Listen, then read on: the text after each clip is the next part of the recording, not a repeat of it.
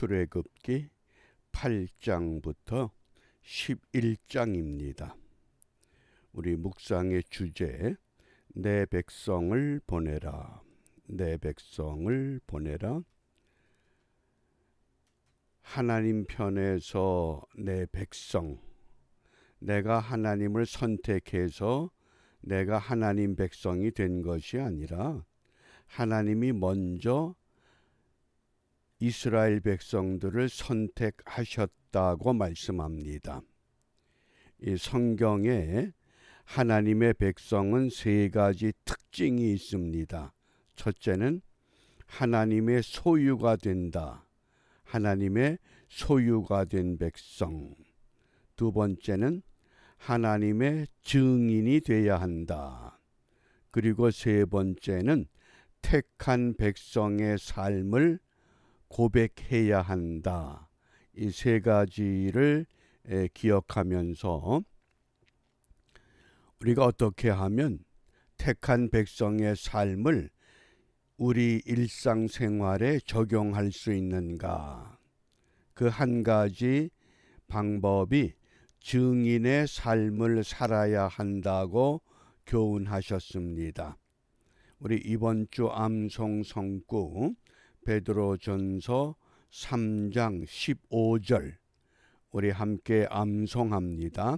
너희 마음에 그리스도를 주로 삼아 거룩하게 하고 너희 속에 있는 소망에 관한 이유를 묻는 자에게는 대답할 것을 항상 예비하되 온유와 두려움으로 하고. 아멘. 우리가 어떤 환경에 있든지 우리 속에 소망을 가져야 한다. 이것이 믿는 자들의 신앙생활의 특징 중에 하나입니다. 세상 사람들은 소망을 갖기가 어려울 때 절망하고 삶을 포기할 수밖에 없다고 탄식하지만 믿음의 사람들은 주님이 계시기 까닭에 우리가 소망이 있다고 하는 그 소망이 무엇이냐? 이렇게 물을 때 소망의 확실한 근거, 소망의 확실한 믿음, 이것을 항상 예비해서 우리가 겸손함과 두려움으로 오늘도 우리의 삶을 시작하게 됩니다. 오늘 묵상의 주제가 있는 출애굽기 8장 1절 말씀, 여호와께서 모세에게 이르시되 너는 바로에게 가서 그에게 이르기를 여호와의 말씀에 내 백성을 보내라. 그들이 나를 섬길 것이니라. 아멘. 작년에 대한성서공회에서 이 젊은 이 세대들을 위해서 새 한글 성경을 번역하고 출판했습니다. 특징이 문장을 간단하게 또 젊은 사람들의 언어 감각에 이해가 쉽도록 이 원칙에 의해서 새 한글 성경을 번역을 마치고 출판하게 됐는데 그 새 한글 성경으로 출애굽기 8장 1절을 소개합니다. 여호와께서 모세에게 말씀하셨다. 파라오에게 가서 말하거라. 여호와께서 이렇게 말씀하셨습니다. 내 백성을 내보내어 나를 예배하게 하여라. 어떻습니까? 우리가 현재 사용하고 있는 한글 개역 성경, 우리는 익숙하지만 젊은 신세대들은 이해가 어렵다고 합니다. 그러니까 내 백성을 내보내어 나를 예배하게 하라. 아주 간략하면서도 핵심적인 내용을 그대로 우리에게 깨우쳐 주고 있습니다. 이 내 백성이라고 할 때 이 이스라엘 백성들은 이것을 어떻게 승화시켰느냐? 온 세계 모든 나라 모든 민족 가운데 우리는 무엇이다? 선민이다. 이런 자부심을 갖습니다. 그것을 우리는 선민사상, 선민신앙 이렇게 정의합니다. 그런데 그 자랑할 것이 없다는 겁니다. 예를 들면 예수님께서 예루살렘 성에 들어가실 때 나귀를 타고 들어가셨습니다. 나귀가 평소에 짐만 싣고 다니다가 예수님을 태우고 예루살렘 성에 들어가는데 깜짝 놀랄 일이 벌어졌습니다. 사람들이 막 옷을 벗어서 길가에 펴놓고 종려나무 가지를 들고 호산나 호산나 하고 외칩니다. 나귀가 착각을 했습니다. 야, 사람들이 나를 이렇게 환영하구나. 나귀 때문에 그렇습니까? 나귀 위에 예수님 때문에 그렇습니까? 이스라엘 백성들이 하나님 때문에 하나님이 이스라엘을 선택하신 겁니다.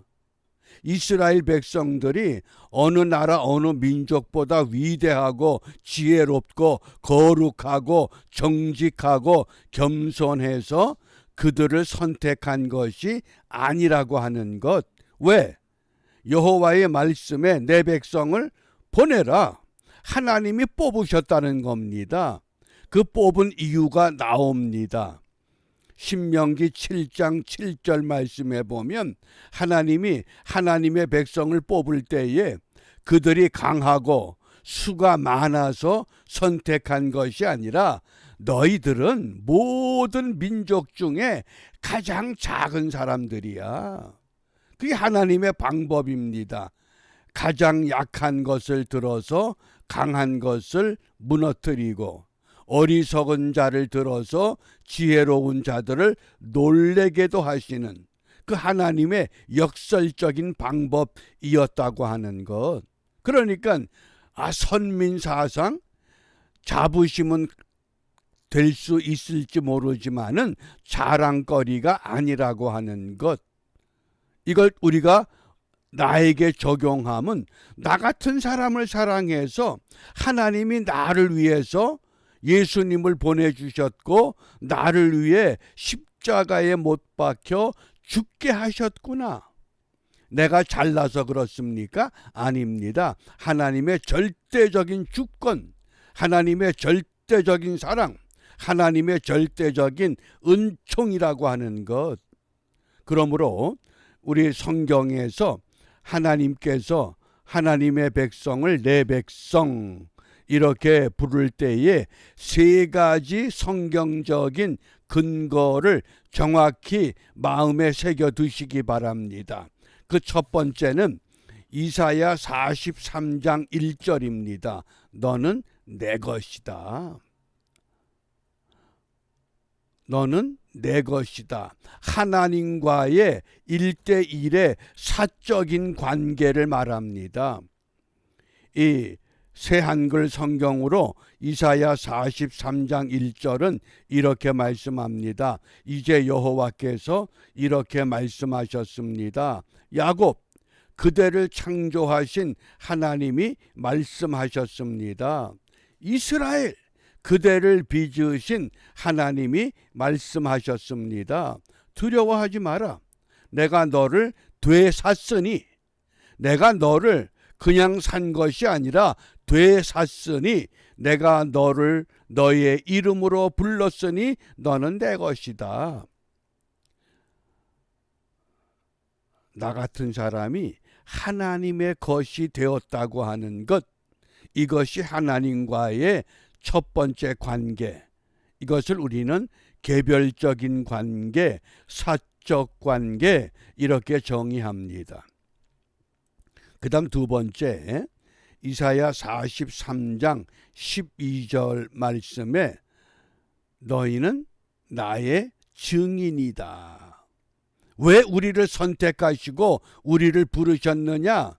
목적이 있다는 겁니다. 무엇 때문에? 증인이 되라. 누구의 증인? 하나님의 증인, 예수님의 증인, 성령님의 증인, 복음의 증인. 이사야 43장 12절을 새 한글 성경에서는 내가 직접 알려주었고 구해주었고 듣게 해주었다. 너희 가운데 다른 신은 없다. 너희는 나의 증인들이다. 우리 한 사람 한 사람을 불러 모아서 증인들로 삼으셨다고 하는 목적을 가지고 우리를 부르셨습니다. 처음에는 개별적인 관계로 너는 내 것이야. 그리고는 목적을 부여하십니다. 한 사람 한 사람이 증인이 돼야 된다. 그 증인이 모여서 증인의 무리, 증인들이다. 이렇게 부탁하셨습니다. 그리고 세 번째가 나의 택한 백성이다. 이건 뭡니까? 이제는 개인이 아니라 나라가 되고 민족이 되고 열방이 되고 이건 공적 관계를 형성하겠다고 말씀하십니다. 이사야 43장 20절 새 한글 성경에서는 들짐승들이 나를 떠받들 것이다. 자칼과 수리부엉이도 그럴 것이다. 내가 광야에 물을 내고 거친 들판에 강들을 낼 것이기 때문이다. 내가 골라 뽑은 나의 백성, 그 많은 민족, 그 많은 나라, 그 많은 백성들 가운데 하나님이 골라 뽑은 나의 백성, 이렇게 우리를 사랑하셨다고 말씀하십니다. 요 세 가지. 첫째는 하나님의 소유, 너희는 내 것이다. 두 번째는 너희는 나의 증인이다. 세 번째는 너희는 나의 택한 백성이다. 그래서 사적인 관계가 목적의 관계를 거쳐서 공적인 관계, 이 땅의 모든 교회, 모든 성도들 전부 다 하나님의 택한 백성이 되었기 때문에 올바른 공적 관계를 회복해야 한다고 말씀하십니다. 나만 예수 잘 믿고 구원받는 그것은 아직 초보 단계입니다. 사적인 단계가 목적의 단계를 거쳐서 공적 단계에 이르기까지. 그러므로 우리가 택한 백성으로서 이 아침에 무엇을 기도하느냐? 이사야 43장 결론입니다. 21절 말씀에 이 백성은 내가 나를 위하여 지었나니 나의 찬송을 부르게 하려 합니다. 오늘도 우리 한 사람 한 사람을 통해서 하나님을 영화롭게 하며 하나님의 성호를 찬송하라고 부탁하십니다.